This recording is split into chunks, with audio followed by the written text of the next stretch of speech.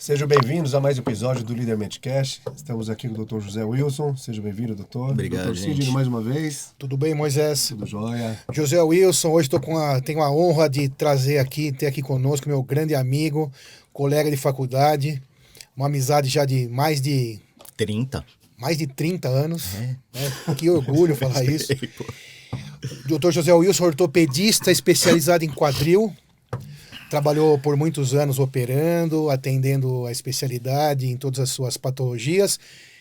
Mas hoje veio aqui falar conosco sobre um outro assunto que está se especializando cada vez mais, uma das sumidades aqui no Brasil, nessa área, que seria a medicina canabinoide. Exatamente. O uso da cannabis medicinal. É isso aí. Então a gente vai bater um papo sobre isso hoje. Suas apresentações, Wilson, diga. Bom, prazer estar aqui, gente. Moisés, Juneca, obrigado, tá? Como você falou, é um assunto que está muito em voga, tá? Eu já estou estudando isso aproximadamente há uns 4 anos, estudando e atendendo pacientes, focando na medicina canábica, canabinoide, como queiram chamar, e com resultados muito legais, com resultados muito interessantes. Eu acredito que seja um assunto que muita gente aí tem dúvida. Sem dúvida. Então eu espero aqui dirimir essas dúvidas aí com a ajuda de vocês. Até eu como médico, tenho muitas dúvidas. A maioria Vou aproveitar para aprender médicos. hoje. Esqueci de falar, se inscreva no canal, ative o sininho. Assista até o final, porque tem muita coisa importante. Como eu disse, eu vou aprender, Moisés vai aprender como que funciona a cannabis, onde que ajuda, até onde pode se ir, como que vê na farmácia, quem prescreve. E é sobre tudo isso que a gente vai falar. Não percam, vão até o final, que a gente vai tentar aqui explanar tudo sobre esse assunto hoje. Vamos lá. Vamos, Moisés, vamos começar por onde? Sim. Antes de entrar na pauta, só uma curiosidade. Como começou esse trabalho todo? De onde surgiu? Bom, o trabalho com a cannabis, na verdade, ele começou por uma vontade minha de atender o paciente de uma forma mais integrativa, de atender o paciente em todas as suas queixas e não em uma queixa específica, que é uma coisa como nós médicos fomos ensinados Geralmente a fazer. aprendemos, sim. A gente aprende a focar numa queixa isolada doença. e esquecer a outra. Minha formação é ortopedia, então o paciente vinha para mim com uma lesão no quadril, nós operávamos o quadril, está resolvida a lesão. O paciente falava para mim, mas eu continuo com problema de sono, eu continuo ansioso, meu apetite mudou. Eu falava, bom, então você procura um nutricionista, você procura um psiquiatra, você procura um colega específico para tratar disso. E ele ia... E acabou meu serviço, acabou meu trabalho, até logo. Cuidou da doença específica. Cuidou daquele ponto e esquece o paciente. Para mim não fez mais sentido isso a partir de um certo momento. Eu queria que o paciente saísse da minha mão satisfeito com todos os problemas que ele tinha. Até onde eu posso chegar, claro, sem invadir a especialidade de outros colegas, tá? Claro. Mas tentar, na medida do possível, atender todas as queixas dele de uma maneira integrativa. E a cannabis, ela tem esse potencial, é uma característica dela. Tinha algum perfil desses pacientes? Sim. Eu atendia muito paciente idoso, pela lesão no quadril, tá? Artrose de quadril, é uma patologia inerente de paciente idoso, e atendia muito atleta. A ortopedia também acaba imbricando para a medicina esportiva de uma maneira frequente. E esses dois polos extremos de paciente, o idoso e o atleta mais jovem, amador ou até profissional, eles nunca têm uma queixa só. Eles têm a dor, mas ambos os casos eles sempre se queixam. Ansiedade. O paciente mais idoso tem uma incidência de ansiedade muito alta. O atleta, mais o profissional, ele tem uma ansiedade muito grande, principalmente pré-competição. Em ambos os casos, uma dor crônica, toda dor crônica ela vem acompanhada de distúrbio do sono. Ninguém dorme bem com dor crônica. Sim. O distúrbio do sono faz você acordar com menos disposição. O atleta tem que treinar. Recupera menos. A recuperação muscular dele fica prejudicada. O idoso que fez uma prótese de quadril, ele tem que fazer a reabilitação fisioterápica, e se ele não estiver bem disposto, é mais difícil disso acontecer. Então eram extremos diferentes, pacientes totalmente diversos, porém com queixas multifatoriais. Então foi isso que realmente me levou a tentar atender eles de uma maneira integral. Quer dizer, então, tratando como um todo o paciente. Exato. Quando a gente fala em medicina integrativa, a gente está falando em tratar não só isso, José Wilson falou, a gente na faculdade aprende a tratar, isso pelo menos hoje eu não sei como é, mas na nossa época, eu né? Acredito você que ainda... atende lá o melanoma, só trata o melanoma e tchau, né? Ou a tendinite do glúteo, trata... Acho que na época que a gente estava na faculdade era até meio que inadmissível a gente se meter em outra especialidade, disso, exatamente. A gente ir além do que a gente foi treinado para fazer. Exatamente, quer dizer, você resolve o problema da doença, mas o problema verdadeiro é muito superior a isso. E a medicina integrativa pensa nisso. Né? Exato, é tratar o paciente e não a queixa. Perfeito. Tá? Que era o que a gente aprendeu a fazer. E como eu estava falando, a cannabis, os derivados da cannabis, eles têm essa propriedade. Tá? Eles são medicamentos, é um medicamento. No Brasil ele é considerado um medicamento, em muitos países ele é considerado um suplemento, mas que tem ação não só em um sistema fisiológico. Ele acaba tendo ação em quase todos os sistemas fisiológicos que a gente tem, certo? Acho que é importante ressaltar, muita gente encara a medicina canábica ou canabinoide como alternativa, como uma coisa nova.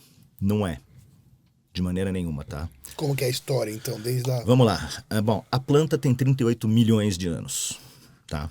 O cultivo dela já data de 8 mil anos antes de Cristo. Isso na China, os chineses cultivavam cannabis principalmente na área têxtil, para fibras de corda ou de tecidos. Medicinalmente, já tem descrito 2.700, um pouco mais do que isso antes de Cristo também, na medicina tradicional chinesa. Era uma das principais armas do arsenal terapêutico, era a cannabis. Tá? E aí vamos vir mais para próximo da gente. 1800, 1830, foi a primeira vez que um médico ocidental, era um médico irlandês, que chamavam William O'Shaughnessy, ele ficou um tempo na Índia, voltou para o Reino Unido, e na Índia ele teve contato com a cannabis, e no Reino Unido ele começou a usar a cannabis para pacientes com epilepsia. E tem um estudo mais rudimentar, claro, daquela época, mas foi o primeiro estudo com cannabis da medicina moderna, mostrando bons resultados para pacientes com epilepsia. Que é um dos estudos principais atuais também. Sim, né? A epilepsia hoje em dia é a patologia que tem mais estudos aí que leva a cannabis medicinal, mostrando bons resultados, tá? Epilepsia refratária. O que é epilepsia refratária? É epilepsia que quando você entra com 2 medicamentos na dose correta, você ainda não tem controle das crises. Então a pessoa está tratando com remédio da farmácia normal. 2 deles. 2 já na dose máxima. Continua tendo crise, convulsões. Aí tem vários estudos que mostram que a entrada do canabinoide na terapia tem bons resultados, certo? Bom, no começo do século, fim de 1800, começo de 1900, toda a Big Pharma, todas as grandes empresas de medicamentos, Merck, Lilly, Park Davis, todas elas tinham tinturas de cannabis medicinal na farmácia. Então já era um medicamento usado pela medicina moderna e que estava na farmácia. Quando você fala tintura, o que seria? Extratos da planta, okay. Seja alcoólico, seja oleoso, extratos da planta para uso via oral. Para pingar embaixo da língua ou para engolir. Então, isso já estava na farmácia, tá? Existe um livro que todo médico conhece, que chama Manual Merck. É um livro de medicina americano, a origem dele.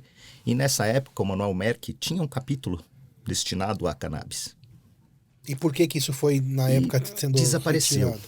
O que aconteceu? A proibição da cannabis, ela não foi por motivos de saúde. O grande problema com a cannabis era socioeconômico. Eram problemas sociais e econômicos que levaram à proibição.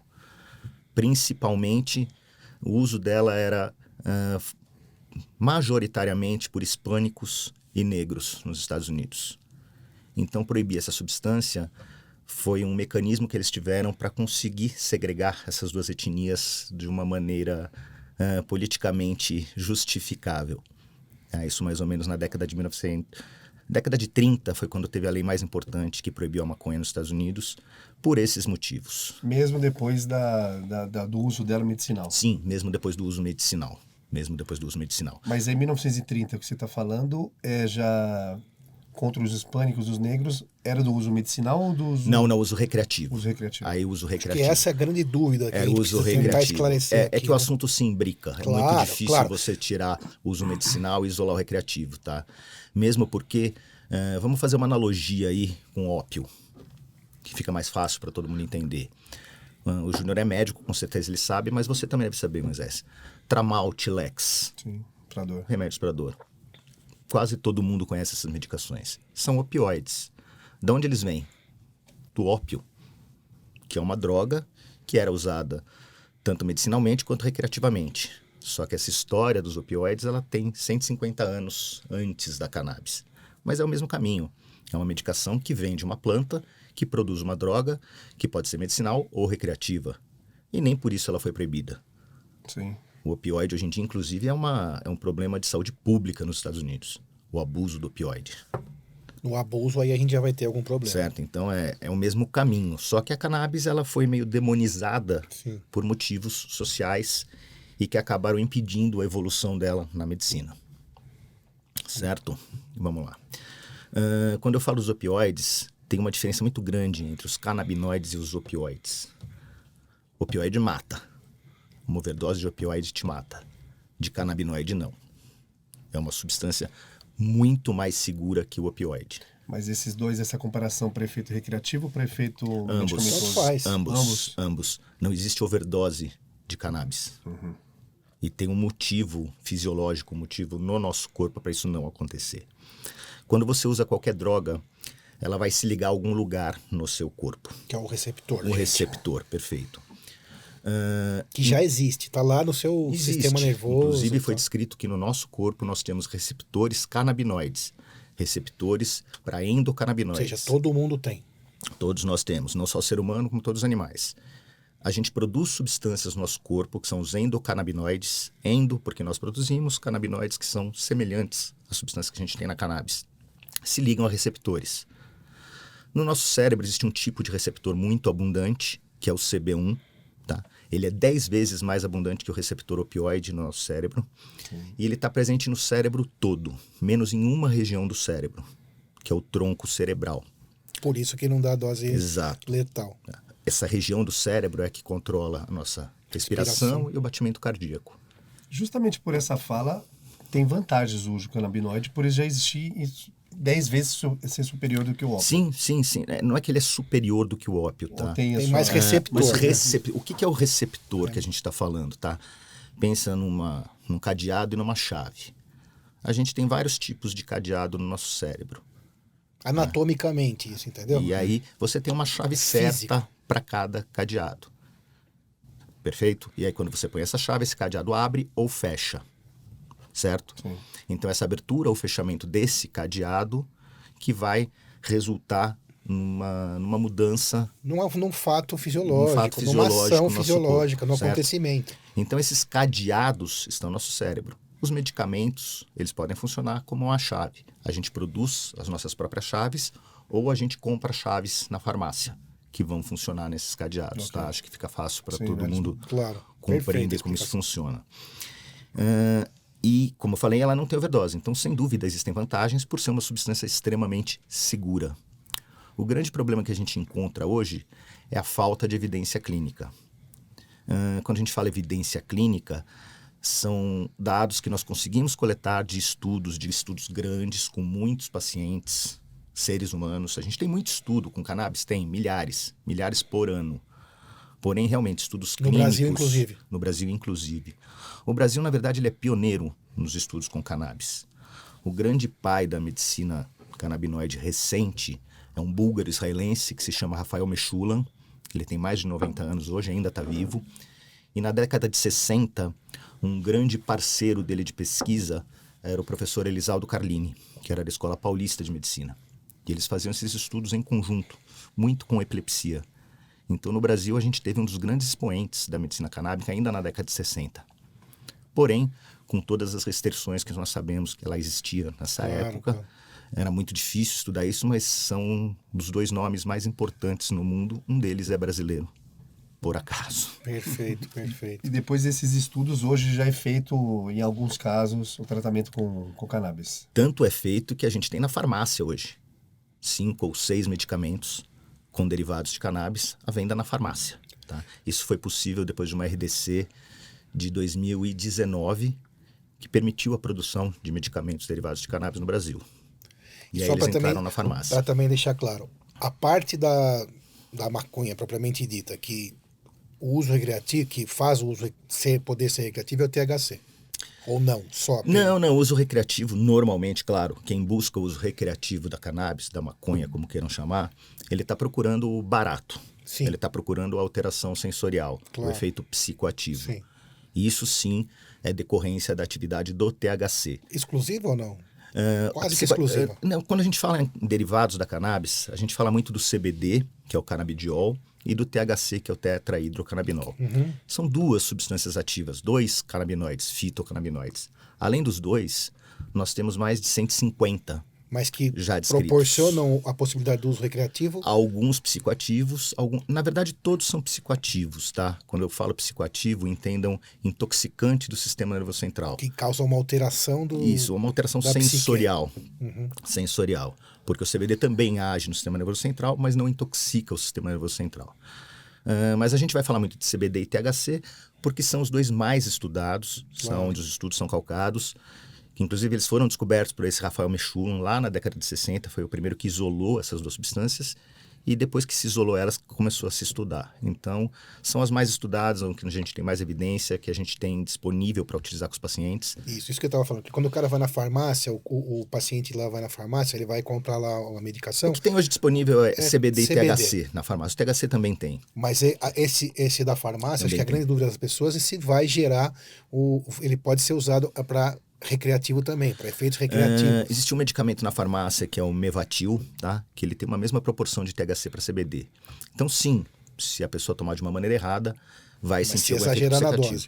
Da mesma forma que quem comprar um Tramal, um Oxycontin, e tomar a cartela inteira com dois copos de uísque, também vai ter uma alteração. Uma alteração psicoativa. Então, como qualquer outra medicação, ela existe uma prescrição adequada, uma posologia predeterminada, e se seguir à risca, sim, a gente vai buscar apenas os efeitos positivos e não os efeitos colaterais. Então, na farmácia, ele está lá para que sejam usados efeitos positivos e terapêuticos. Exatamente. Para tratar alguma patologia que, das que têm em uso corrente, todas já estudadas, não exaustivamente, como se estuda uma pneumonia, se estuda como outras doenças mais comuns, mas está em estudo. Sim, tem muita... E já passou a barreira de se provar que é muito útil. Não, isso... Já se passou faz tempo. Não, né? Isso já foi ultrapassado, tá? Que ela tem a utilidade dela, sim, ainda precisa de muito estudo para determinar o quão ela é útil, mas que ela existe como uma arma que a gente pode lançar a mão no nosso arsenal terapêutico, isso não há dúvida nenhuma.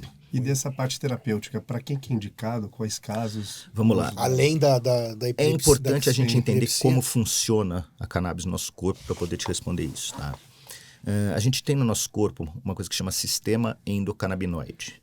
A gente tem um sistema respiratório, a gente tem um sistema circulatório, a gente tem um sistema digestório e a gente tem um sistema endocannabinoide. Qual que é a função desse sistema endocannabinoide? Ele faz a homeostase de todos os outros sistemas. O que é homeostase? Equilíbrio. Então, se eu tenho um bom funcionamento global. É o maestro da orquestra. Isso. É o maestro da orquestra. Se o violino é o meu sistema circulatório e ele está fora de tempo, o maestro vai lá e faz ele voltar para o tempo.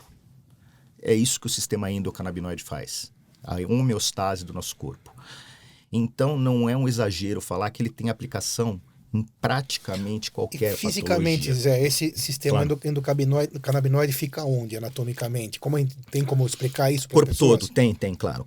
Esses receptores que a gente está falando, quando a gente fala de cannabis, a gente está falando majoritariamente de CB1 e CB2. 1 e 2 é apenas um cronológico, é quando eles foram descobertos, tá? Que é o receptorzinho. Sim. Que seria lá a fechadura. Existem outros, tá? Já tem um CB3 aí em estudo e existem outros receptores que não são especificamente do sistema endocannabinoide, mas que também respondem aos canabinoides, seja endocannabinoides, seja fitocannabinoides.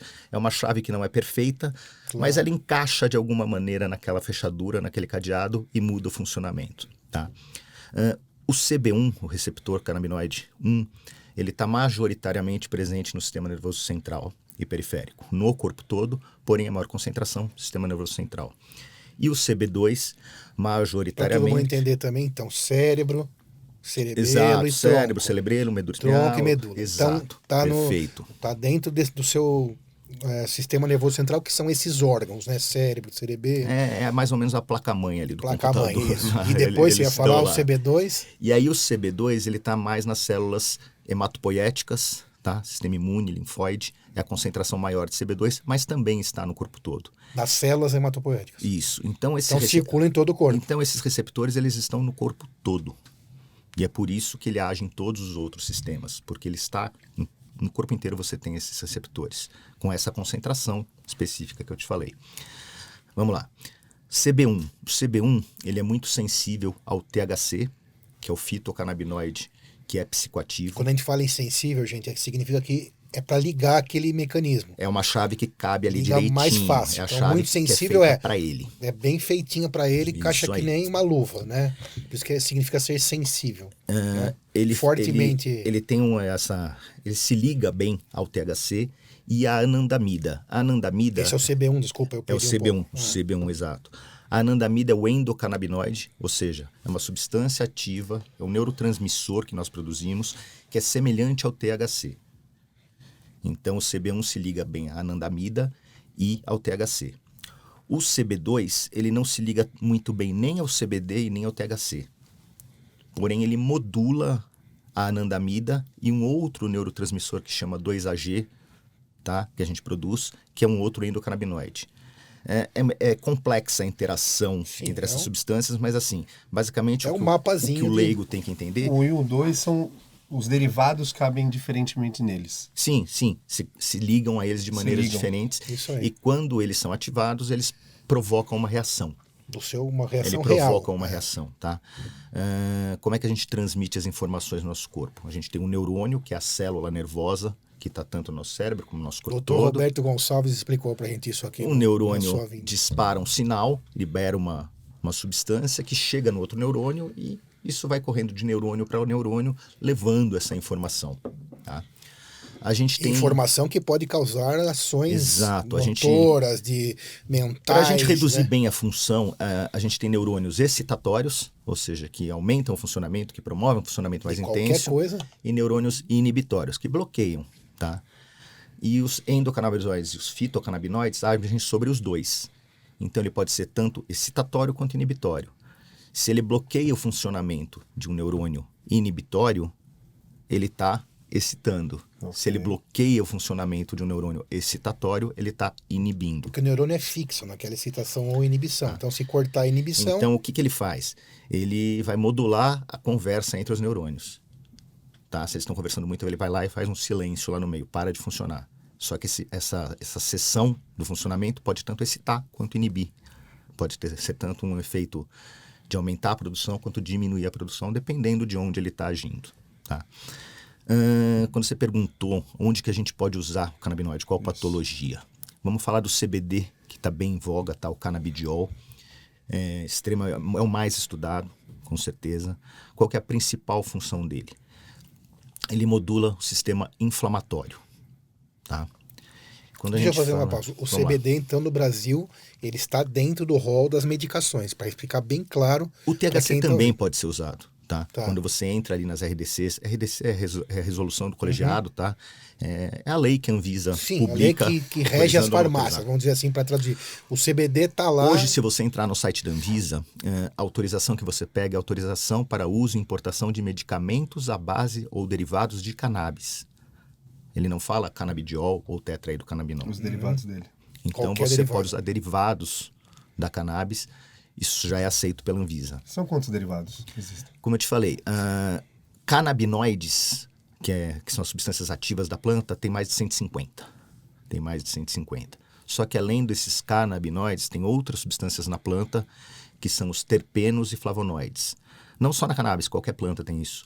Que são substâncias que dão cor, aroma, cheiro. Só que elas também têm função na saúde do ser humano. Também existem estudos que mostram que esses terpenos, esses flavonoides, também afetam a saúde do ser humano. Talvez daqui... Já existem estudos atuais que mostram isso, mas o grosso que a gente tem mesmo hoje é com CBD e com o THC. Perfeito. Vamos voltar para o CBD sendo modulador do sistema inflamatório. Perfeito. Vamos lá. Todas as doenças que eu conheço são basicamente inflamatórias. Toda doença tem um processo inflamatório ativo. Então, se a gente fala que a gente tem uma substância que modula o sistema inflamatório, ela, teoricamente, pode usar para tudo. Pode ser usada para modular qualquer tipo de patologia. Algumas com mais especificidade, outras com menos especificidade, mas sim, existe um caminho para se estudar a ação dela em qualquer doença. Muitas vezes como coadjuvante no tratamento convencional. Sim, vamos deixar uma coisa muito clara. Muito claro aqui, né? A medicina canabinoide, ela não é uma panaceia, ela não veio aqui para salvar o planeta e vai resolver todos os problemas. E nenhuma outra medicina. De jeito nenhum. Qualquer um que falar isso. De jeito nenhum. Ela é um adjunto legal, ela pode trabalhar junto com uma medicina mais tradicional, que nós já conhecemos há décadas ou séculos, como um adjunto, para ajudar. Em nenhum momento a gente vai falar aqui que ela não é a primeira escolha em caso nenhum, mas ela pode ajudar, por enquanto ainda não, mas ela pode ajudar sim as terapias clássicas que nós já conhecemos para praticamente qualquer patologia. Certo? Muito bem, porque o cidadão tem uma infecção no pulmão, uma pneumonia, um processo inflamatório vai estar envolvido, ou até Covid, por exemplo. A dor crônica. O que é dor? Dor é uma das partes do processo inflamatório, faz parte do processo inflamatório, é a dor. Claro. Não existe dor sem processo inflamatório. Então, a aplicação é muito ampla, é um espectro muito amplo de aplicação. Ou até os casos que te motivou a fazer o estudo das pessoas que sofriam de ansiedade, ou por nível de competição, ou por nível de idade, ou por nível fisiológico, também tem aplicação? Tem. Um dos receptores, um dos cadeadinhos que a gente tem no sistema nervoso central, no cérebro, chama 5-HT, tá? Que eles modulam a serotonina, que é um neurotransmissor. É uma das substâncias que conversa um neurônio com o outro. E a serotonina, a concentração da serotonina, está diretamente ligada à depressão, à ansiedade. A falta dela, né? E os canabinoides também agem nesse receptor. Então, você também consegue um efeito no controle de ansiedade. Ansiedade e depressão. Depressão também. Depressão um pouco menos de estudo, ansiedade é um pouco mais claro, até clinicamente observando. Tá? Isso acontece muito na medicina canabinoide. Faltam estudos? Sim. Quando os colegas falam que falta evidência? Sim, por enquanto falta. Mas quem já está trabalhando com isso há alguns anos, existe uma relevância da observação do seu paciente. Claro. Tá? Eu estou vendo o meu resultado, como eu vejo. Isso eu estou falando particularmente eu. Sim. Assim, para depressão eu vejo que é um pouco mais delicado, é mais difícil você medir os resultados, mas para ansiedade, para mim é muito claro que tem um resultado extremamente eficaz e com os efeitos colaterais que não dá para você comparar um ansiolítico normal. Tá? Um ansiolítico aí, vamos colocar remédio que todo mundo conhece, um Rivotril da vida, que todo mundo conhece, o resultado é tão eficaz quanto, sem efeito colateral, sem o potencial de adição de ficar viciado a esse remédio. Então, isso é importante falar, que era uma dúvida minha. É boa. Diga. Risco de vício? CBD, zero. CBD, zero. Por que zero? Primeiro, ele não é psicoativo. Ninguém vai ter barato tomando CBD. Isso é uma confusão muito comum dos pacientes. E o THC? THC, sim, você tem a parte psicoativa.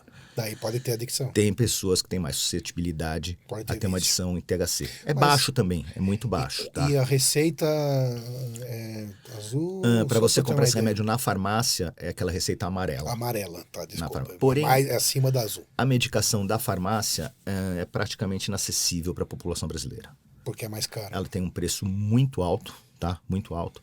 Concentrações um pouco mais baixas do que a gente está habituado a usar. E eu vejo um problema na medicação da farmácia. Tá? A medicação da farmácia, muitas medicações produzidas, tanto no Brasil quanto fora, são sintéticas. Não é um extrato natural da planta. Quando a gente fala da medicina integrativa, não é só a aplicação da medicina, mas tem uma parte meio filosófica em tudo isso, em que o uso da planta integral, ao nosso ver, e tem até estudos que já comprovam isso, a planta integral tem um efeito superior a substância isolada. Tá? E se não pode ir na farmácia pelo custo, qual seria o outro caminho? Deixa eu fazer só um parênteses. Quando vocês falam de receita amarela, quais tipos de receita? Desculpa. Aqui no Brasil a gente tem, vamos colocar 5 tipos de receita. Tem a receita comum, receita branca com carimbo normal. Okay. A gente tem uma receita de 2 vias, que ela é branca também, mas são 2 vias. Uma via é retida pelo farmacêutico, uma via fica com o paciente. A gente tem aquela receita azul, tá? Que ela tem do tipo B, do tipo B1, B1, B2, para o Rivotril, para uma cibotermina. Que é faixa preta. E aí a gente tem a receita amarela, que normalmente são drogas que podem causar maior dependência, tá? Que são as drogas que você tem um maior risco de efeitos colaterais. Okay. Então, ópio. São alguns derivados de ópio. Então, essa receita amarela são as medicações mais controladas. Depois da amarela vem alguma? Não. Ok. Para aí. Então, eles estão considerando a cannabis na farmácia com essa receita amarela, o que não faz muito sentido para mim. Se for só porque CBD, se a Anvisa como você autoriza explicou, o paciente a importar essa medicação com receituário normal, Sim. por que a da farmácia é amarela e para ele importar é uma receita normal? Mas eu tinha perguntado, aí se ele não tem, acho que você ia dar uma outra sim, solução. Não, eu ia responder o Qual porquê, qual é a farmácia. Se não tem na farmácia, como ele vai fazer?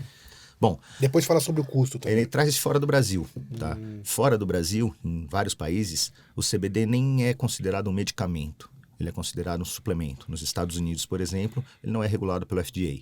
Você pode comprar o CBD no Walmart, tá? Então, o que a gente faz? FDA é a Anvisa? Sim. É a Anvisa dos Estados Unidos. Okay. É a Anvisa dos Estados Unidos, vamos colocar assim. Então, a gente faz uma prescrição para o paciente de uma medicação. O paciente pega essa receita, faz um upload dessa receita no site da Anvisa, um documento de identidade, um comprovante de endereço. Esse mecanismo já existe. Já existe. É extremamente eficaz. Ele faz o upload dessa documentação no site da Anvisa. De um médico do Brasil. Em 2, 3 dias você recebe um protocolo da Anvisa que te autoriza a fazer a importação dessa medicação. Tá? É claro que fazer a importação sozinho tem todos os seus problemas, é difícil, ninguém sabe fazer direito. Já existem dezenas de empresas no Brasil que representam marcas do exterior que fazem todo esse trâmite de importação para o paciente, que ainda assim é caro. O frete é uma fortuna, não é barato, mas se for comparar com o custo da farmácia, ainda é mais barato. É muito mais barato. Então o CBD normalmente a gente lança a mão do importado para o paciente, é mais barato e às vezes até mais eficaz do que a gente tem na farmácia, por a gente conseguir extratos integrais da planta lá fora e não aqui. Tá, por mas que para dar uma ideia, CBD? um exemplo para quem está ouvindo, né? Vamos lá. Tratamento mensal com um CBD no Brasil, comprando na farmácia primeiro. É muito difícil definir isso. Porque é cada dose, né? Exatamente, é dose dependente. E não existe nenhum protocolo hoje em dia falando assim, Moisés, você está com um problema para dormir, você vai tomar tantos miligramas de CBD, tantos miligramas de THC, e está aqui sua dose. Não é assim que funciona. Cada paciente tem uma resposta diferente. É uma medicina muito sob medida. 2 pacientes idênticos com a mesma queixa usam doses diferentes. Então, cada paciente vai ter uma dose adequada para ele e que demora um tempo de titulação. Titulação é a gente dosando o médico mão, né? e acertando a mão de quanto de cada eu vou dar para ele ter o resultado que eu quero. Então, é difícil a gente responder o quanto vai custar esse tratamento. Via de regra, vamos fazer uma média aqui. É um tratamento que sai ao redor de 700 a R$1.000 por mês para um paciente. Mais ou menos. Para o Brasil é um valor excessivamente alto. Tá? Se a gente for jogar isso para a farmácia, no mínimo o dobro. Perfeito. Fica bem fora da realidade. Então é bem fora da realidade desse país, é difícil. É possível o paciente se tratar pelo SUS com canabidiol? Boa pergunta. É possível. Hoje em dia já tem muito paciente judicializando essas causas com resultados positivos. Com a mesma medicação lá da farmácia. Com a mesma medicação. E isso eu vou insistir nisso. São medicações que estão na farmácia, que têm Anvisa. Sim, ninguém está inventando nada aqui. Não tem nada de medicina alternativa. Não, nem medicina alternativa, nem de nada de invenção, não. É um remédio que você passa por um médico, é uma prescrição com uma determinada dose, é um remédio. Tá lá na farmácia, você vai com uma receita, compra, toma e melhora ou não da sua doença. Como qualquer outra medicação. E isso não vai tomar, tá com uma cistite, tá com uma infecção urinária, vai tomar antibiótico também ou não. Né? Isso é um problema grande da medicina cannabinoide, está diminuindo, mas é uma coisa que acontece muito. Como fora do Brasil é um produto que vende em prateleira, virou meio uma automedicação. Até no Brasil, as pessoas viajam, trazem para cá, um amigo foi, traz. E aí o que acontece? A pessoa começa a tomar isso sem um acompanhamento médico. É a mesma coisa da cistite, que eu dar um antibiótico para cistite, chegar para o paciente e falar, toma aí. Claro. Tá lá, toma 2 hoje, 3 amanhã. Ele está com a medicação certa na mão. Sim. Só que tomando da maneira errada, ele não vai ter o efeito desejado. Claro. Isso vale para qualquer medicamento. Outro. E isso está acontecendo muito com o CBD. Muita gente acaba usando sem um acompanhamento e não vai chegar no resultado ideal. Porque mesmo não tendo efeitos deletérios, entre muitas aspas, né? Porque não tem os QSP que estão ali dentro da medicação. Tem gente que é mais sensível, o fígado mais sensível, o rim. Vale como medicação normal. Sim, como medicação. Você falou do fígado. O fígado é importante. Existem as interações medicamentosas. Que é um medicamento, não Não é porque é canabinoide que é... Não, ele é metabolizado. Metabolizado, ele é filtrado no fígado, para ser mais claro para todo mundo. Isso sobrecarrega o trabalho do fígado. Então, se você está tomando outro remédio ao mesmo tempo, o uso do canabinoide, seja do CBD ou do THC, ele pode afetar a ação daquele remédio que você já está tomando. Então precisa ter um acompanhamento médico para isso. Tudo tem que ter acompanhamento médico. Uma das coisas que a gente mais preza aqui é sempre falar sobre isso, né? Que é a medicina de verdade. Não é chutar, não é inventar, não tem nenhum tipo de mágica, né? É procurar a indicação correta, como o Zé já falou, não é nenhuma panaceia, né? Um dia talvez será mais fechado em algumas... ou não, né? Mas é usado da maneira médica, né? Avaliado, faz um diagnóstico, um profissional correto que está estudando. Você tem estudado muito sobre isso, buscado. Você estava falando apenas a isso. Você estava falando apenas a isso. Depois a gente fala como encontrar o Dr. José Wilson e vai estar também lá nos comentários, né? Você estava falando lá fora pra gente que você tem ido a congresso, você foi para Israel. Eu voltei agora, fazem 10 dias. Me conta essa história aí. Um congresso que tem lá que chama Canex.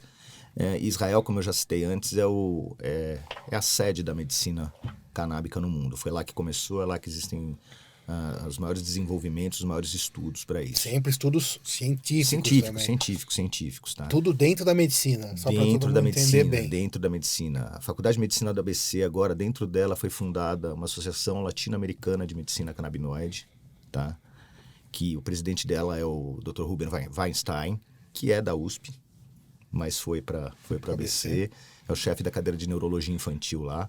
Então tem gente muito séria estudando. Porque se você, por exemplo, eu como leigo, agora eu estou aprendendo mais, se você tem uso na epilepsia, na crise convulsiva, é óbvio, é meio óbvio, né, que tem que se buscar muitos outros... Tem estudo em tudo que você possa imaginar. Tem estudo em tudo que você possa imaginar. É bem amplo, né? Não muito só como amplo. medicamento. Hoje em dia está tendo muito atleta profissional. Na última Olimpíada, foi a primeira Olimpíada que a UADA liberou o canabidiol como uma substância autorizada para o uso, não é doping. E muito atleta está usando com resultados excelentes. Como suplemento, mesmo sem queixa, ele não tem uma queixa específica, mas faz um uso diário como um suplemento e tem um resultado interessante. Ou seja, então, não dá vantagens ilegais para ele no esporte, na corrida, na natação, mas consegue melhorar... qualidade do sono, ansiedade, recuperação muscular, recuperação da menos dor, exatamente. Dormir melhor e não... A UADA é uma federação, né, que regulamenta todas essas questões de doping. Agência Mundial Antidoping. Então... se é permitido, que a UADA é extremamente séria e criteriosa, então se não está listado lá é porque...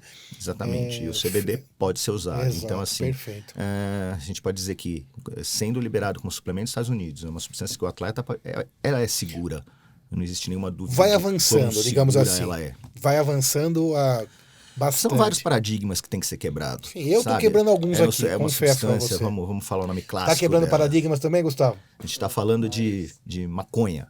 Sim. Ela foi demonizada por séculos. E não é em 1 ano, 2 anos, 10 anos que a gente vai conseguir quebrar esse paradigma. Sim, e se tem... Vai muito tempo aí de conhecimento, de explicação, de explicar para as pessoas o que é, como funciona, para que se quebre isso. Não é de um dia para o outro. Como ópio, né? Como que vai o médico trabalhar sem ópio? É impossível. Então, como que alguém hoje em dia vai passar pela cabeça de alguém proibir um opioide? Não, faz parte. Ou demonizar, Como é que vai fazer uma cirurgia sem um opioide para o anestesista?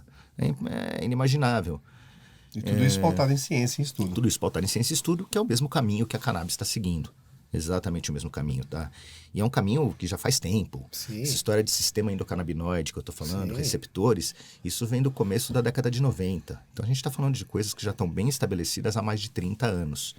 E apesar de estarem bem estabelecidas há mais de 30 anos, nenhuma faculdade de medicina que eu conheça tem na grade curricular o ensino de sistema endocannabinoide, endocannabinoides. É isso que eu ia falar, porque eu estou pensando que eu faltei em todas essas aulas. Não, bom, aí a gente é outra história para um outro podcast que a gente pode fazer depois.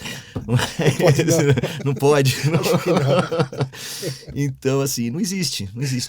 Não tem nenhuma faculdade que ensine isso. Então, mesmo já sendo muito bem comprovado, muito bem estudado e documentado, tá? Eu não estou falando da função medicinal. Eu Eu estou falando da existência desse sistema, desses receptores, tá? Sim, eu entendi, claro. Se funciona ou não como remédio é outra discussão. Então na faculdade convencional de medicina não se estuda o sistema... Em nenhum lugar do mundo? Que eu saiba, não. A grade curricular de nenhum lugar você tem eu não sei, eu não conheço nenhuma que tem. Então o médico que se interessa por isso, como eu me interessei... Como é que você fez aí para... Teve que se virar. Dando cabeçada. Procurando artigo na internet, do mundo todo. Procura artigo, manda e-mail para quem escreveu o artigo, começa a fazer call com pessoas que estão estudando isso no Brasil e fora do Brasil, formando grupos de estudos internos totalmente informais e vai estudando sozinho. E outra coisa que a gente estava comentando lá fora. Isso é muito ruim, Isso é muito ruim porque uma coisa que você aprende sem regulamentação, sem uma associação que dite regras, por enquanto, vira uma coisa muito aberta. Qualquer um pode ir lá, ler 2, 3, 4 artigos e começar a trabalhar com isso. Sim. E essa falta de regulamentação é ruim. Cria aventureiros às vezes. Às vezes não, quase sempre, né? E esses aventureiros, como em qualquer profissão, não é só nessa. Não, como em qualquer especialidade. Como em qualquer área, qualquer especialidade, isso acontece. Só que são essas pessoas que acabam denegrindo a imagem do produto, denegrindo a imagem do que a gente levanta a bandeira para mostrar que é uma coisa séria. Isso, ou seja, vai fazer...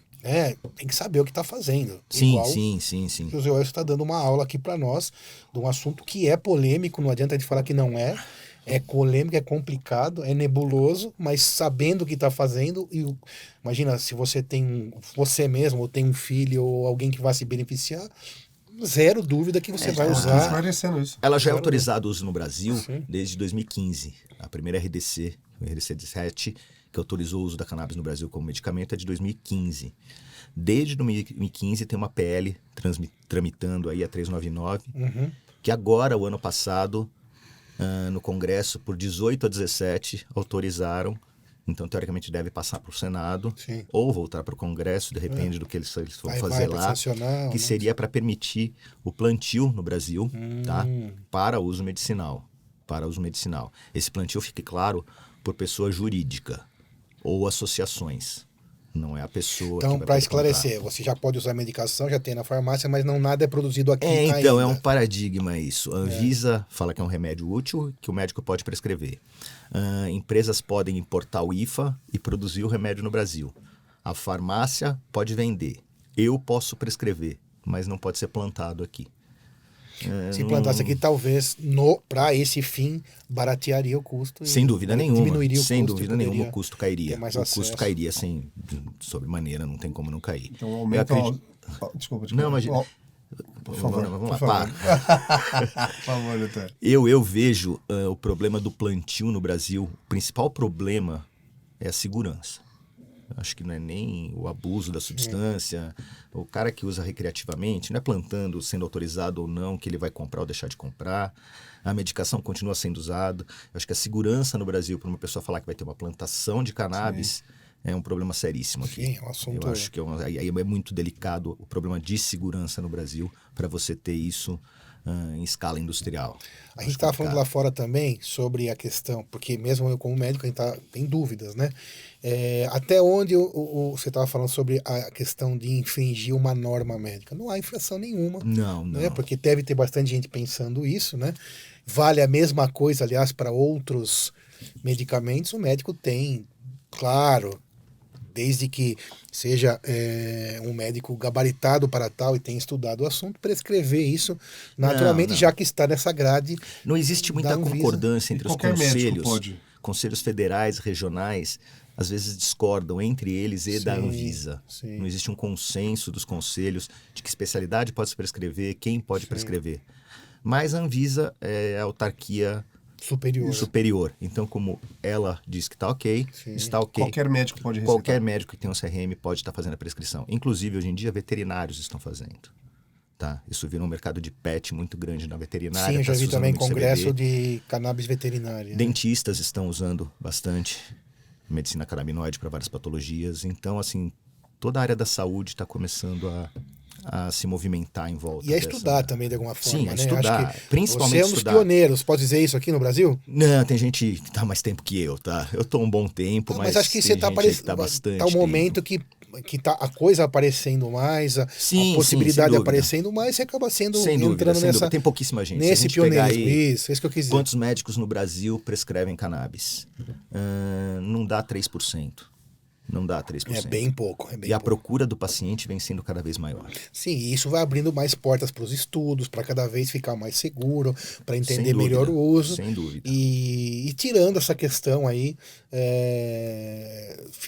política da coisa, né, de ter... A gente nunca vai tirar essa questão da totalmente, mesa. Nunca vai tirar. Tem que mitigar um pouquinho ela, diminuir a influência dela aos poucos, mas retirar ela da discussão é impossível. Abrir para discussão, né, e usar toda essa parte boa as possibilidades de cura e de tratamento. Acho que não podemos, independente do que você e advoga, não podemos fechar o olho para isso. E nem abrir mão como médico também. Não, de maneira nenhuma. A gente como médico, a gente não tem o direito de abrir mão. Sim, de nada, pelo menos eu acredito, a minha experiência também. Funciona, então para mim, por mais que politicamente ou por outros motivos... Sim. Na verdade, uma coisa não deve ter a ver com a outra. Não deveria. O uso médico é uso médico. Vale a mesma coisa pro ópio, pro Dimorf, que é a morfina. Quando a pessoa tiver uma cólica renal, ela vai saber que o Dimorf no Brasil já é permitido psiquiatras usarem no consultório droga psicodélica para tratamento. Quando eu falo droga psicodélica, vamos pensar no LSD, no êxtase. Psiquiatras já podem usar essa classe de drogas dentro do consultório. Com uso controlado por alguém que sabe o que está fazendo. Mas é permitido. Porque nós médicos, a gente já viu coisas, sobretudo em grandes hospitais que a gente teve o privilégio e a oportunidade de passar, que a pessoa foi para Marte, né?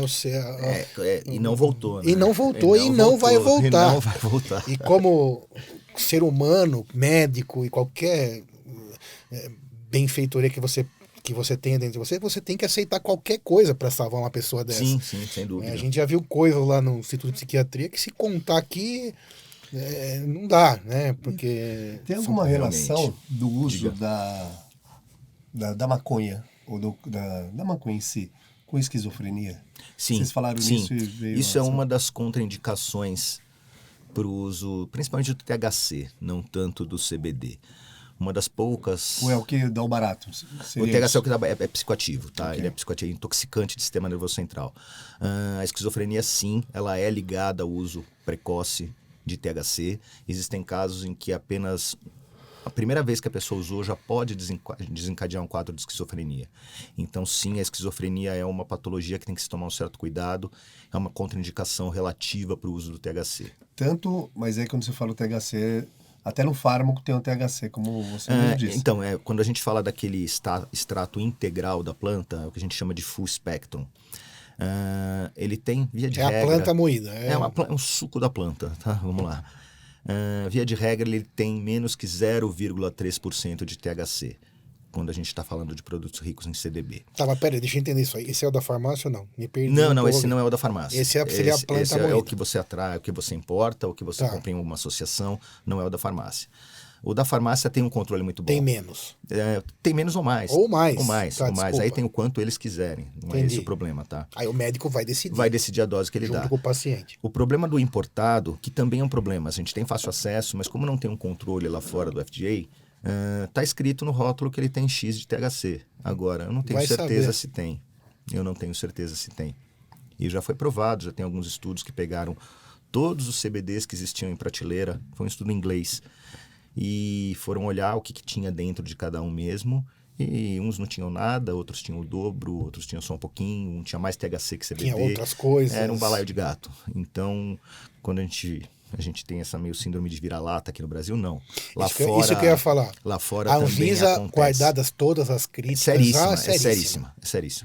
E é um órgão apolítico também, né? Praticamente. Sim, já ficou provado nos últimos problemas que a gente teve aí na nossa saúde pública aqui, que eles são um órgão realmente que não está preocupado com a política. E tem que ser assim mesmo. Vai prezar o bem-estar do cidadão, do paciente. E aí você compra, às vezes, um suplemento que não tem Anvisa, aí você corre um risco achando que está indo bem, porque tem... Tô de fora. Que eu comprei lá fora e não é bem assim. Não é bem assim. A Anvisa é mais, dá para dizer que ela é mais criteriosa, não mais séria, né? Mas mais chata que o próprio Food and Drug. Sim. Isso não é só a Anvisa, né? O sistema político nos Estados Unidos funciona assim. Lá eles são muito permissivos. Sim. Assim, faça o que você quiser, mas você sabe que você vai arcar com uma consequência. Sim. E eu não vou te ajudar daí eu não nessa vou te ajudar. hora. No Brasil funciona meio diferente, assim, eles te dificultam chegar até onde você pode começar a trabalhar. Então, se você chega até lá, você já provou um monte de coisa. Lá não. Faça por sua conta e risco. Se você fizer besteira, você vai pagar a conta. Sim. Então, o uso do fármaco aqui no Brasil não tem perigo de desencadear alguma esquizofrenia? Não, tem. Não, tem. Como eu citei, a gente tem aqui. É uma contraindicação. É que a gente tem muito. A maioria dos medicamentos que a gente tem no balcão da farmácia hoje é o CBD, tá? O CBD não tem esse risco. Só que alguns deles têm THC, sim.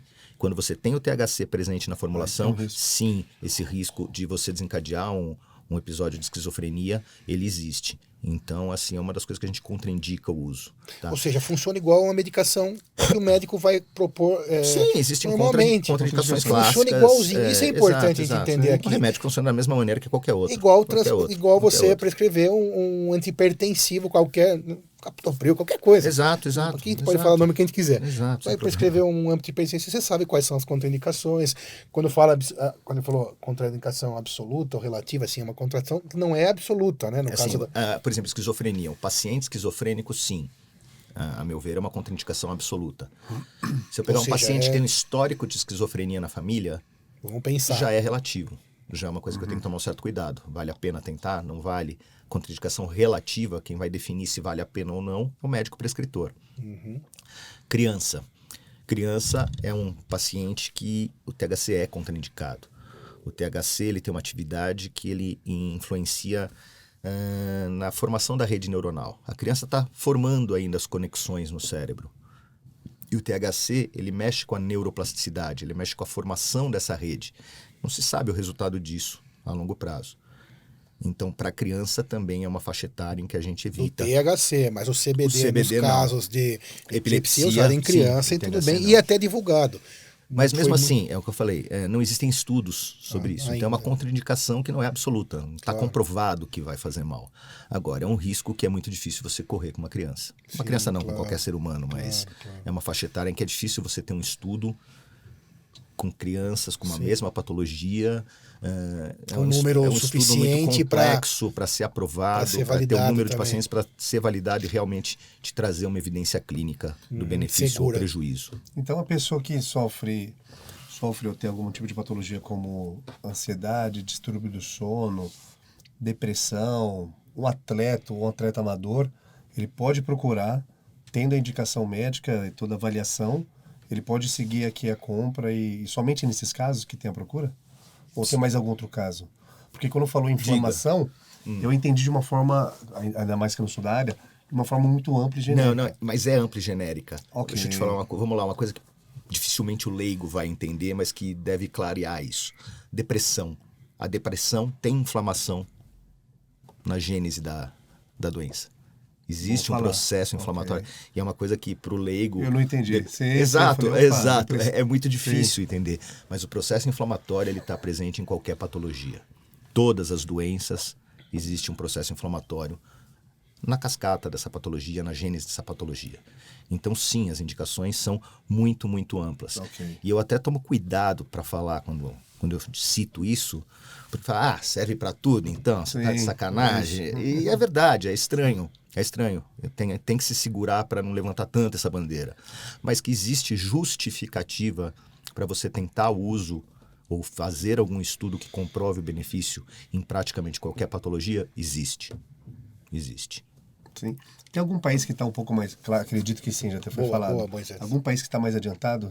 Tanto da questão política, de uso, aqui na América do Sul, a gente tem nossos vizinhos aqui no Uruguai, que liberaram o plantio, tá? E o consumo até recreativo e médico. Então, assim, mas não medicinalmente, não, tá? O Brasil é um país que está muito bem, tá? A gente tem gente muito séria aqui, tem muitos estudos aqui, tem bastante gente aqui estudando e de uma maneira que eu me surpreendi.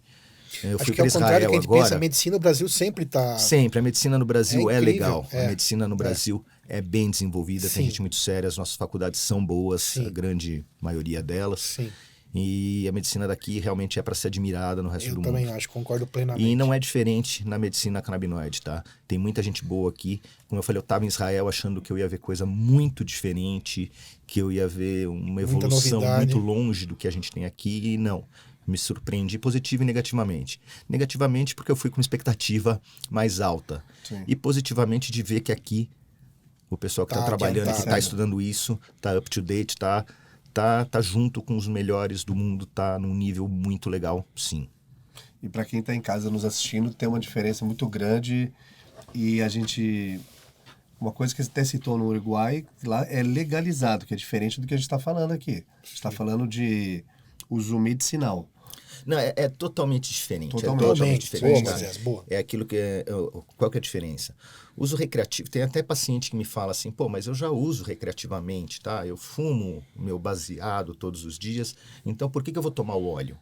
É uma diferença simples. Então você fala em óleo porque é uma é a formulação mais comum que a gente usa, é o óleo sublingual. Simples na medicina, mas para a pessoa é totalmente diferente. Sim, é muito explica isso, que isso é importante demais. O cara fala, pô, mas eu já fumo, então por que eu vou usar o óleo? Bom, você fuma, ótimo. Primeiro, você sabe o que você está consumindo? Não. Você sabe o que tem dentro dessa planta que você está enrolando e está queimando? Não. Quando eu te dou um óleo, quando eu te dou uma medicação, eu sei exatamente os componentes que estão ali dentro. E onde que vai atuar? E o que eu quero, qual é o meu objetivo. Uma outra diferença, quando você fuma, a concentração... O que é concentração plasmática? É essa substância que você colocou para dentro, ela está lá no sangue trabalhando. Ela está ativa na tua corrente sanguínea. Isso é concentração plasmática. Quando você fuma, sobe muito rápido e cai muito rápido. Quando você usa um óleo sublingual ou você deglute, essa subida dessa concentração é lenta e se mantém constante por bastante tempo. Mais controlada a coisa, né? Então é um efeito muito mais controlado. Então é bem diferente o paciente que fuma recreativamente e o uso medicinal. Tem muita gente que vai falar, pô, mas fumar recreativamente também tem função medicinal? Pode até ter. Eu acho que o fumado eu nunca indicaria para nenhum paciente, porque quando você fuma, você está queimando várias substâncias. Essa queima, você vai estar aspirando substâncias tóxicas que vão trazer um prejuízo para a tua saúde. Mas existe a possibilidade de vaporizar, que é você aumentar a temperatura da planta in natura, controladamente, não chegar a um ponto de queima e ter essa absorção pulmonar mais rápida. E tem sua indicação. Tem crianças com crise epilética, que está refratária a qualquer coisa, que fazem uso da vaporização por essa ação rápida. Uma crise de ansiedade muito forte pode se beneficiar dessa ação mais rápida. O segredo está sempre na indicação, né? Então varia com a indicação, né? Claro. Ou às vezes pode, não sei se vou falar alguma besteira aqui, imagina, mas às vezes a pessoa fumando, não sabendo a origem, pode dar algum efeito rebote. Não, isso... Piorar alguma causa. Isso é um grande problema. Quando a gente fala de fumar, existe, vamos lá, tem a maconha e a maconha. Tem a maconha que a população compra, sabe-se lá onde, o tal do prensado, tá? Que tem metais pesados, tem agrotóxicos, tem urina, tem coliformes fecais, ou seja, não tem controle nenhum, uma qualidade absolutamente duvidosa. E existem pessoas que plantam medicinalmente, com cuidado, organicamente, sem agrotóxicos, sem uso de nenhum pesticida. Então até aí existe uma diferença. Até a qualidade do produto in natura é difícil de você prescrever, pela dificuldade da pessoa conseguir ter acesso a isso. Por isso que é muito restrita esse tipo de prescrição. Mas independente das duas, dessa citada, tem uma diferença muito grande dessa que a gente está debatendo, que é o uso medicinal. Não, sim. O uso recreativo, o objetivo é muito subjetivo. É a sua vontade. Eu quero dormir, eu quero esquecer do mundo um pouco, eu estou a fim de relaxar. Sim. Não, o uso medicinal eu estou focando numa queixa do paciente, eu vou dar uma determinada dose em tal horário, para tentar mitigar esse problema. Sim. Então, eu tenho um alvo, um foco muito mais pré-definido e vou controlar a evolução desse uso. E o Brasil está muito maduro nesse estudo. Tá no momento. Ainda é um estudo pouco maduro em qualquer lugar, mas numa comparação com o mundo... Sério. Sim, tem muita gente séria, tem muito estudo sério, tem bastante gente que entende do assunto aqui com profundidade. Mas o momento é de disrupção da Sim, é agora. Do preconceito. E eu acho que a grande disrupção não é nem com o paciente. O paciente vem procurando, cada vez mais crescente o número de pacientes que vem atrás. É o colega médico. Eu me incluo. Esse é o maior É o maior paradigma que tem que ser quebrado, é dentro da classe médica. Eu acho que deve ter, acho não, acontece isso com todas as medicações de uma forma no início similar, delas é sempre né? difícil, O preconceito, mas difícil. É que outras medicações, mesmo com algum preconceito, medicações novas ou experimentais, elas nunca foram tão demonizadas, como eu já falei uma vez, quanto a maconha. Claro. Então é um paradigma mais difícil de ser quebrado, mas que é simples. Ler 1 ou 2 artigos que qualquer colega médico nosso que entenda a parte técnica vai ver que faz sentido. Claro. Se funciona ou não é outra história. Falta evidência clínica, mas que é um campo em que existe justificativa para haver estudos. Para muito estudo. Isso é inegável. 100% isso é inegável, concordo. Isso é inegável. Claro. E no final, como sempre também está aqui, quem vai ser o maior beneficiado? O paciente. O paciente. Quando tem isso, tudo é válido. Né? O principal foco de todos nós, médicos, tem que ser o paciente. O custo-benefício é para ele, nada é para o médico. O espaço, que nem o Zé falou, que aparecem aventureiros, né? É a parte péssima de tudo. É natural, isso em qualquer lugar. Não tem, isso é inevitável. Exatamente. Isso é inevitável. Então, esse cuidado deve ser tomado. Eles né? não se sustentam, né? Nunca. Eles não se sustentam. Claro. O problema é que eles acabam atrasando um pouquinho a abertura, a confiabilidade do processo. Dá uma manchada aí no profissional que é sério. Sim. Mas isso não é no Brasil, é fora do Brasil também, e não é na medicina, em qualquer profissão. Então, isso aí a gente sempre vai ter que lidar com isso. Claro, com certeza. Esse acesso a cannabis medicinal aqui no Brasil está muito caro. Não sei se é a palavra certa, né? Mas está um valor muito alto para a realidade brasileira. Sim. Tem algum país que conseguiu, tirando os Estados Unidos, que conseguiu deixar um acesso um pouco mais... É caro no mundo inteiro. É caro no mundo inteiro. Por causa da oferta ser baixa, será? Não, existem até lugares que... Nos Estados Unidos a oferta é muito grande. Você consegue em qualquer loja de conveniência, você vai encontrar o CBD. Acho que é oferta e procura. É capitalismo. Ainda não está no capitalismo, momento. Ou seria outro assunto um pouquinho mais... Um assunto político envolvendo... Bom, nem sei se eu posso... Pode perguntar aqui quem quiser, pô. Principalmente no Brasil, que você tem um narcotráfico em toda a parte do mundo. Uma pergunta importante. Será que não pode ter uma... Não só do capitalismo de oferta e procura. Na verdade, eu acho que a liberação da maconha recreativa, que a medicação, eu acho que isso nunca vai... O narcotráfico não está preocupado com isso. Não está preocupado com isso. O que vai acontecer? O usuário recreativo que está acostumado a comprar, não estou recriminando ninguém, não condeno, cada um faz o que quiser da vida. Então, o usuário recreativo que vai comprar o que ele quer comprar, de quem ele quer comprar, ele vai continuar comprando lá, mesmo estando liberado numa farmácia ou num dispensário, ou que seja permitido o uso. Sempre vai ter mercado para os dois. Porque o preço de um vai ser mais barato do que o outro. E quando o plantio for legalizado? Vai ser mais caro. Porque vai ter impostos. Vai ser mais caro, porque vai ter imposto, vão ter exigências de segurança, vai ser mais caro. Qualidade. Então, a pessoa vai continuar procurando mais barato. Então, eu não acredito que o narcotráfico, para ser claro, esteja preocupado com isso. Existia até um tempo atrás, falavam que a Big Pharma, as grandes empresas farmacêuticas, jogava contra. Não jogam mais. Um tempo agora elas investem. Porque elas acharam um nicho de mercado. Grandes empresas farmacêuticas já estão investindo bilhões em cannabis, porque sabem que é um caminho sem volta. Por que a gente tem medicamento que está na prateleira da farmácia, é caro, quase não vende, e foi gasto uma fortuna para colocar esse remédio lá? Ele já tem um registro, ele já tem um remédio lá. O que pode acontecer? Vir uma Bayer e comprar esse registro por um valor módico.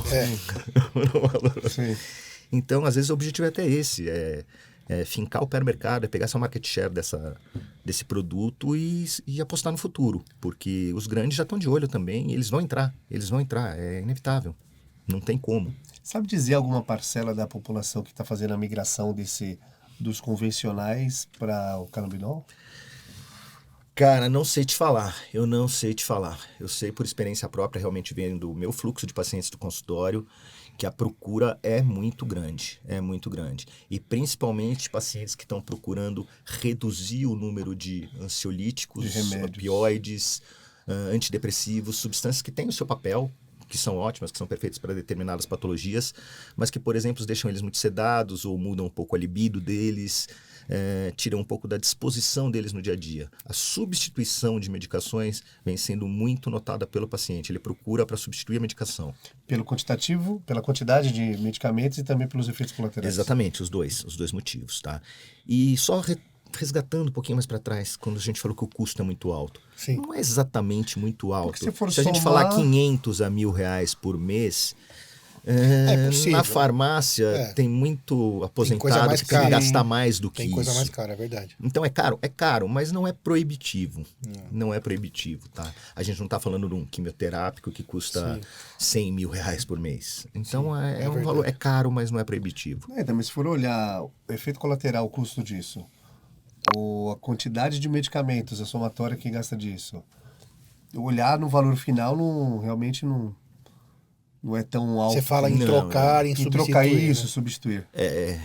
Para mim não há discussão. Tá? Eu acho que, mais uma vez, quando bem indicado, é simplesmente importantíssimo. Para mim não há discussão. E insubstituível, é verdade. Eu acho que assim, a vantagem de você substituir o uso do Rivotril pelo CBD não tem nem o que discutir. Não tem nem o que discutir, tá? Eu fiz isso com meu pai. E como foi? Funcionou perfeitamente, tá? Ele tomava Rivotril, parecia que ele estava pondo adoçante no café. E eu consegui substituir o Rivotril dele por CBD. E de uma dose, de uma forma... Gradativa, sempre é gradativo. Dificilmente a gente consegue retirar alguma medicação de uso crônico de um dia para o outro. Hoje você passa a tomar o CBD e não toma mais o seu Rivotril. Ainda mais uma medicação como... Não. A gente entra concomitantemente, vai reduzindo a dose de um, subindo a dose do outro, e aí, observando o paciente, você vai tateando aonde você pode ir. Você pode ser que retire a medicação anterior inteira ou só diminua a dose. Pode ser que você não consiga. Mas, na minha experiência pessoal, no mínimo, na pior das hipóteses, você consegue diminuir a dose dessa medicação inicial. E isso não significa que ele deixe de ir a outro colega.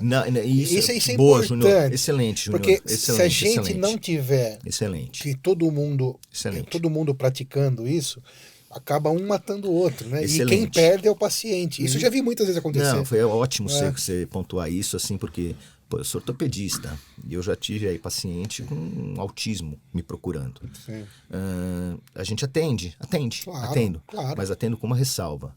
Quem é o neurologista do seu filho ou da sua filha? Que vai continuar sendo. Você vai continuar indo com esse neurologista. Eu quero conversar com esse neurologista. Precisa ser um atendimento multidisciplinar enquanto esta modalidade realmente não for difundida em toda a classe médica. Tá? Ou seja, daí não vai ser só o Zé Luz que vai prescrever, vai ser o próprio neurologista. Nunca vai tirar da jogada o neurologista. E eu realmente entendo, sabe? Alguém chegar para mim e falar assim, você é louco, você é ortopedista e vai atender uma criança com autismo? Onde é que você está com a cabeça? E não deixa de ter razão, tá? Não deixa de ter razão. Mas é uma demanda que a gente acaba absorvendo, tendo a clareza de que o profissional de base, ele é essencial e ele tem que estar participando dessa nova terapia. Ele tem que entender o que está sendo feito. E é claro que eu jamais vou passar por cima de uma opinião de um neurologista infantil, de um neurologista pediatra, e vai acompanhar comigo que sou ortopedista. Não. Sim. Aí vira um atendimento multidisciplinar. Não é um atendimento que eu vou fazer sozinho, jamais. Que é o mais interessante. E, na verdade, o que acontece hoje com a grande maioria das patologias acaba sendo multidisciplinar. A gente veio aqui, o Sérgio faz cirurgia bariátrica, né? É impossível só o cirurgião acompanhar aquela pessoa. Sim, esse é um caso comum. Sim, cirurgia bariátrica precisa de um psiquiatra, do nutricionista, do nutrólogo, do psicólogo, do educador físico. Só o atendimento multidisciplinar. Não apenas o atendimento tem que ser multidisciplinar, mas os profissionais têm que se conversar. Isso. Eles precisam estar trocando figurinha. Falar a mesma língua. Acreditar porque não pode um querer ir para a direita, o outro vai para a esquerda e o outro quer no caminho do meio. Tem que todo mundo se conversar e seguir a mesma linha. Mas é essencial, sim. E isso vale, na verdade, não só para a medicina canabinoide, mas para a medicina integrativa como um todo, né? Sim, sem dúvida. Porque quando você vai fazer... A base da medicina integrativa é você acabar abraçando várias especialidades. E isso foi muito mal visto por muito tempo. Ainda é, pela grande maioria dos colegas. Mas eu acho que é um caminho extremamente... Talvez seja mal interpretado, né? Mal interpretado, talvez. Eu acho que é mais... Você foi mais porque, assertivo. Na verdade, não vai...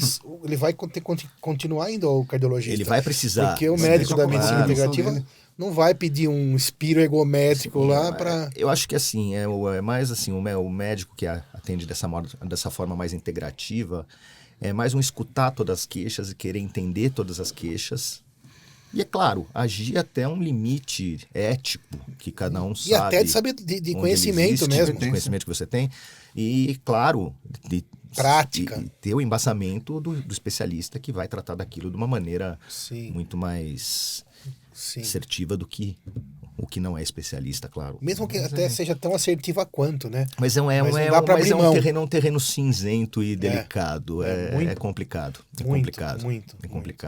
Mas aos poucos acho que vai entrando aí no rol das possibilidades. Sim, sem dúvida nenhuma. A medicina integrativa já é uma especialidade, ela já é bem mais antiga do que a gente está falando da medicina canabinoide. Então ela já é bem mais aceita, ela já dentro da faculdade de medicina, ela já o Dr. José Wilson faz medicina integrativa, para quem está vendo, né? Nós estamos batendo papo sobre medicina canabinoide dentro da sua especialidade. Foi o que me levou para isso, foi o que me levou para o canabinoide, foi a abordagem integrativa por si mesmo. O objetivo dela, ela casa muito bem com a filosofia da medicina integrativa. Foi por isso.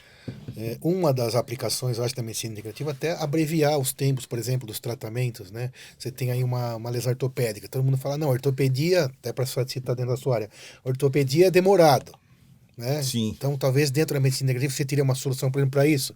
Porque cada cidadão tem lá uma lesão, vamos falar assim, de joelho, para todo mundo lembrar. Levaria 6 meses para ele se recuperar. Tá lá com o ortopedista, operou, fez fisioterapia, por exemplo. Então, os tempos, é claro que eles ficam menores porque você está trabalhando junto com todo mundo. Então, as coisas correm em paralelo. Eu não vou, como ortopedista, tratar, terminei meu tratamento, vai para o fisioterapeuta. Sim. O fisioterapeuta tratou, não melhorou. Você está com dor crônica? Você está precisando de um neuro. O neuro viu que a dor crônica não está evoluindo bem, está dando... procura um psiquiatra agora.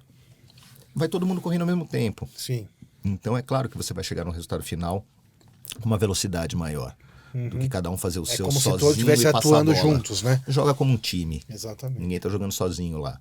Então, você chega no resultado com mais facilidade, sem dúvida. Muito bem.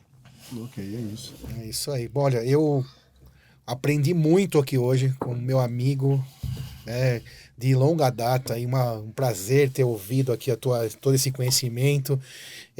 Hoje, como a gente faz para encontrar Dr. José Wilson? Temos Instagram, temos... Então, eu sou um cara velhinho, né? É complicado. Mas eu sou velhinho também mesmo. Mas eu acabo não usando Instagram, cara. Depois, nós temos que pensar um jeito de te encontrar. Não, vocês me encontram no meu consultório mesmo. No consultório. Fica onde o consultório? O consultório fica na rua Joaquim Floriano. 466. 466. Depois coloca lá. Depois eu coloco lá o telefone para vocês. Beleza. A rede social ainda não me... Quer dizer, eu sou o problema, não é a rede social, né? E uma honra, né? Porque imagina que daqui um tempo, 10 ou 20 anos, vamos lembrar desse dia quando esse processo estiver bem estabelecido. Já está ficando bem estabelecido. Eu acho que não vai demorar tanto. Menos até, né? Mas você vai ser lembrado como um dos que desbravou aí com coragem, porque eu acho que tudo que é novo tem que ter coragem para desbravar. Não, você, sem dúvida. Eu sempre te admirei, como você sabe disso, sou seu fã. Imagina. E essa coragem de desbravar faz parte do seu DNA. Eu sempre acompanhei isso desde que quando ele tinha 17 anos, faz bastante tempo. Então essa é mais uma. Tem que dar a cara a tapa. Eu sou dessa laia também. A gente vai apanhar, mas vai aprender e vai bater também. E apanhar faz parte. Faz parte. Acho que a gente aprende mais até apanhar. A gente aprende mais com os tombos, com os erros do que com os acertos. Eu concordo plenamente. Então isso, eu como eu disse, eu hoje aprendi muita coisa aqui. Tirei uma parte sombria da minha mente em relação a esse assunto, que você também me conhece, você sabe que para mim é um assunto que é um pouco nebuloso, mas hoje ficou menos nebuloso, bem menos. Espero que quem assistiu tenha também, quem está assistindo tenha tido essa mesma concepção, né? Porque é sempre prestigiando, privilegiando o cara que a gente faz tudo por ele, que é quem? O paciente, né? O paciente. E é ele que vai se beneficiar. Então isso não tem preço. Isso não tem que ter limite. Tudo que vai prestigiar o paciente não deve se travar em nenhum tipo de investimento ou coragem. E daqui a um tempo a gente vai lembrar e falar, nossa, realmente aquela época a gente era muito atrasado, né? Hoje a gente consegue usar isso de maneira ampla, bem divulgada, aceita pelos colegas, pela academia, pela faculdade, pelo paciente. E só benefícios. É isso aí. Obrigado, José Wilson, pela presença. Agradeço aí Foi vocês, bom demais. Cara. Adorei. Muito legal bater esse papo com vocês. Tentar esclarecer aí para todo mundo um assunto que ainda causa muita polêmica, mas que em breve não vai causar mais. E obrigado mesmo de novo pelo prazer de estar aqui com vocês. Muito bom. E precisando de mim aí para bater um papo de novo, vai ser um prazerzão, cara. Obrigado. Valeu. Certo? Obrigado, Dr. Zé Wilson. Muito obrigado. Obrigado pelo esclarecimento, pelos mitos. Se tiver alguma dúvida, você pode direcionar para o Dr. Zé Wilson. Se inscreva no canal, ative o sininho. E mais uma vez... Obrigado, gente. Tchau. Gente, tchau. Um abraço.